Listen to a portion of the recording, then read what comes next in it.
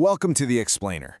You've totally seen it in the movies, right? A patient flatlines, someone screams, "Clear!" and then bam, a massive shock. But what if I told you that sometimes saving a life isn't about a huge jolt, but a gentle, perfectly timed nudge? Today, we are going to pull back the curtain on how electricity is used to literally command the rhythm of the human heart. To really get our heads around that question, we've got to start with the heart's basic design. Because it's not just a muscle, It is an incredibly sophisticated electrical machine. Okay, think of it like this. Deep inside your heart, there's a natural pacemaker that fires off this tiny little spark. That spark then travels down these very specific pathways, telling every part of the heart muscle exactly when to squeeze. It's this perfect timing that creates a powerful, coordinated pump, sending blood right where it needs to go, beat after steady beat. It's such an elegant and reliable system. It beats over 100,000 times a day, and we never even have to think about it. Until, it isn't so reliable anymore. So what happens when this precise electrical spark suddenly goes haywire and the whole system short-circuits? So this is the big one, ventricular fibrillation, or VF for short. Now, it's not that the heart has stopped working. It's actually worse. The electrical signals have just become completely disorganized. So instead of that coordinated squeeze, the heart muscle just kind of quivers uselessly. It is pure electrical anarchy. And because there's no real pumping going on, there's no pulse. This is, without a doubt, a catastrophic failure. So when you're staring down total electrical chaos like this, you can't be subtle. You need one single, powerful action to just wipe the slate clean. What you need is a hard reset. And here's the part that almost everybody gets wrong from watching TV. A defibrillator does not jumpstart the heart like a car battery. Nope. It actually does the exact opposite. It delivers such a massive shock that it stops everything, all that chaotic electrical noise, for just a split second. The hope is that in that moment of silence, the heart's own natural pacemaker will kind of say, "Okay, my turn," and kick back in with its normal, steady beat. And the power we're talking about here is significant. 200 joules is a massive electrical force, and it's designed to overwhelm complete and utter chaos. But this high-energy approach, it's a sledgehammer, right? It's specifically for when the heart isn't pumping at all. A totally different electrical problem requires a much more delicate touch. Now this is a whole different kind of emergency. Here, the heart isn't in chaos. The electrical signal is still organized and the heart is still pumping. You can feel a pulse. The problem is, it's beating dangerously fast. It's like a car that's stuck in fifth gear, just redlining.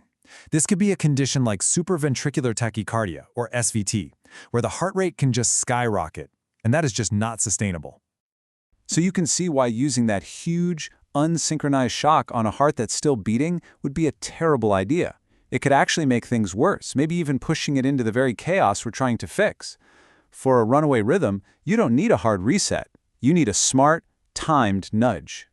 The absolute key here is the timing.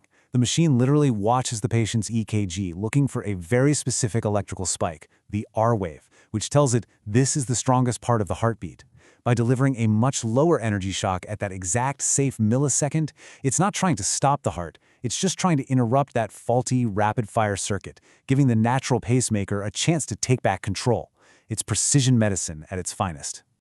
And this really just lays out the difference perfectly, doesn't it? Defibrillation is that high-energy, unsynchronized blast to stop total chaos. Cardioversion is a low-energy, synchronized nudge to correct a runaway speed. Two different tools for two very different electrical problems. But what if the problem isn't chaos or speed? What if the issue is that the heart is just too slow? Right, so this is what we call symptomatic bradycardia. The heart's own natural pacemaker is either failing or the signal is getting blocked somewhere along the way. The heart rate drops so low, we're talking sometimes below 50 beats a minute, that it just can't pump enough blood to the brain and other vital organs. In this situation, a shock is completely useless. The problem isn't a bad rhythm, it's a lack of rhythm. So, if the heart's internal timer is broken, you've got to give it an external one. You have to provide the beat.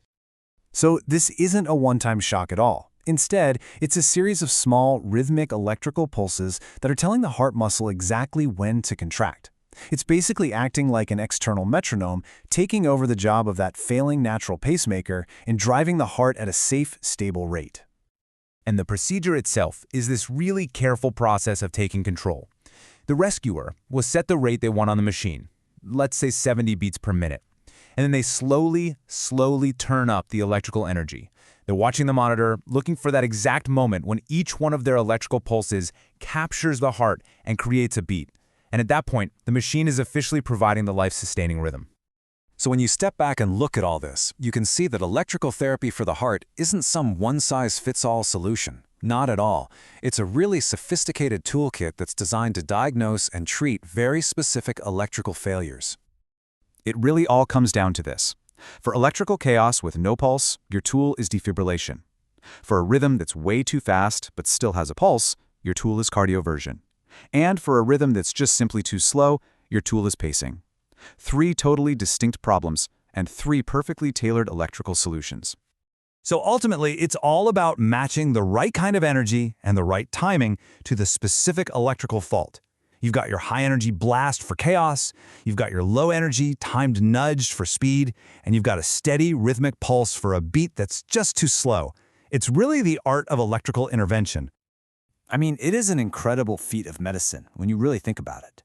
We're not just treating the body's plumbing or its chemistry, we are directly intervening with the fundamental electrical force that creates a heartbeat. It kind of makes you wonder, right? What other biological systems will we one day be able to command with this kind of precision?